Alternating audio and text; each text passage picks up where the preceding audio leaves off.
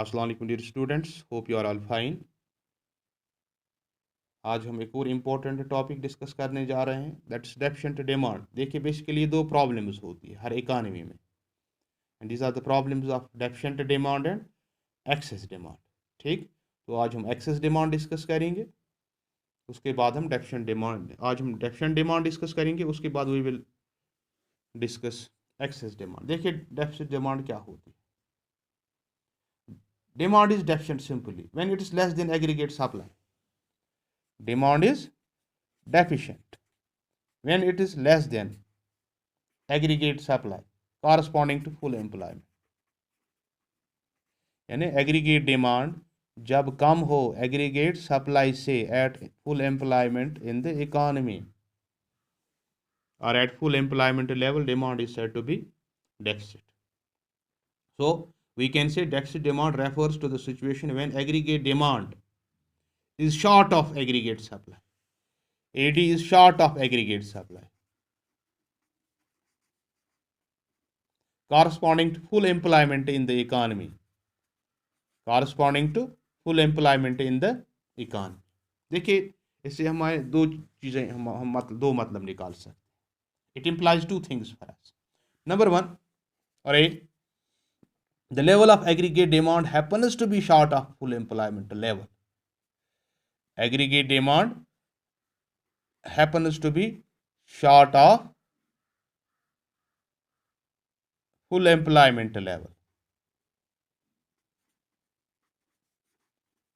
What does it mean? The level of aggregate demand happens to be short of its full employment level.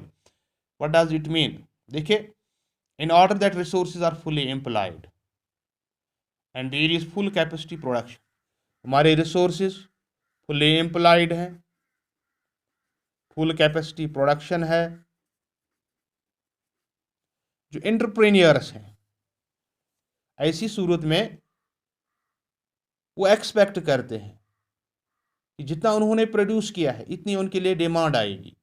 That's aggregate demand would come up to the desired level. जितना उन्होंने Dzire किया था कि उनका output बिकेगा, लेकिन ऐसा नहीं होता, ऐसा नहीं होता. फिर क्या होता है? Accordingly full capacity production will not be possible. ऐसी सूरत में full capacity production not possible होती है. और इससे क्या असर, इसका असर क्या पड़ता है? हमारे जो रिसोर्सेज हैं, रिसोर्सेज रिमेन पार्टली अनयूटिलाइज्ड, और इस वजह से some unemployment will be there. किसका? Of labour. In other words, there will be involuntary unemployment. इसे हम इनवॉलंटरी अनएम्प्लॉयमेंट कहते हैं.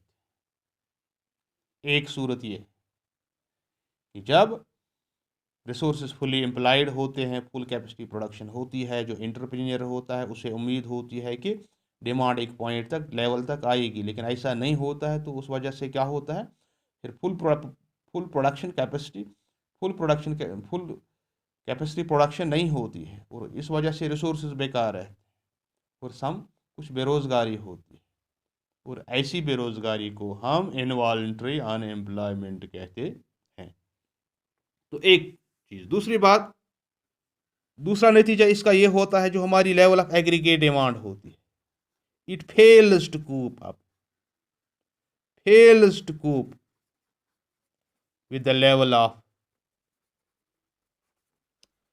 aggregate supply up to the point of full employment in the economy. इससे क्या होता है? इसका मतलब, जब एग्रीगेट डिमांड फेल होती है लेवल करने में, किसको? Aggregate supply. तो ऐसी सूरत में जो सप्लायर्स होते हैं, they reduce as, they will reduce aggregate supply. क्योंकि ताकि ये मैच हो किसके साथ? एग्रीगेट डिमांड के साथ. और इससे क्या होता है? एग्रीगेट डिमांड और एग्रीगेट सप्लाई ये फिर बराबर हो जाते हैं, इक्वेट होते हैं, लेकिन at a level lower than full employment.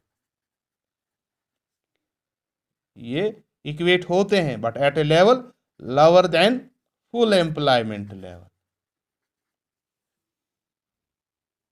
In other words,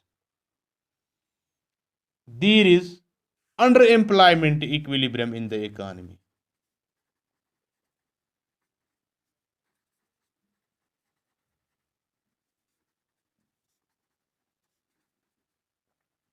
Underemployment equilibrium in the economy.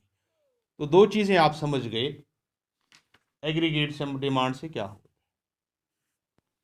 जब डेफिशिएंट, ये हमारी डेफिशिएंट डिमांड होती, इसके दो रिजल्ट्स होते हैं।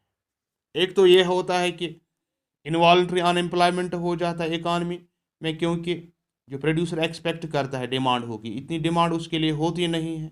नतीजा ये निकलता है कि वो प्रोडक्शन कम करता है। जब प्रोडक्शन कम की तो इसका मतलब रिसोर्सेज बेकार रहेंगे। जब रिसोर्सेज बेकार रहे तो इसका मतलब अनएम्प्लॉयमेंट ज़रूर होगा। दूसरी बात, जब level of aggregate demand fail होती है कूप करने के लिए लेवल ऑफ एग्रीगेट सप्लाई को, तो हर एक प्रोड्यूसर की कोशिश रहती है कि वो अपनी सप्लाई को रिड्यूस करता है ताकि एग्रीगेट डिमांड मैच हो जाए, otherwise he has to sell at the lowest price. ठीक है ना, उस सूरत में उसका नुकसान होता है। तो वो लेवल करता है एग्रीगेट और एग्रीगेट डिमांड और एग्रीगेट सप्लाई लेवल होती है फिर, लेकिन कहाँ पे लेवल होती है? At a level below full employment level. ठीक है ना, तो हम फुल एम्प्लॉयमेंट से नीचे आते हैं, जिसे हम अंडर एम्प्लॉयमेंट इक्विलिब्रियम भी कहते हैं। क्या कहते हैं? Under employment equilibrium. ठीक, तो how can we measure, how can we illustrate the problem of deficient demand and what are the remedies to come out of this? इसके लिए we have to rely on the next lecture, क्योंकि आज time की कमी की वजह से और लोडिंग प्रॉब्लम की वजह से वी कांट प्रोसीड अहेड। बस आप आज इतना याद रखिए कि डेफिशिएंट डिमांड में एग्रीगेट डिमांड फेल होती है कूप करने को, मैच करने को, किसे? Aggregate supply. ठीक, और एक्सेस डिमांड में क्या होता होगा? वहाँ डिमांड ज़्यादा होती है और सप्लाई कम होती। तो ये चीज़ भी हम आने वाले दिनों में डिस्कस करेंगे। फिलहाल आज के लिए इतना काफ़ी है। Thank you very much, have a nice day, God bless you all.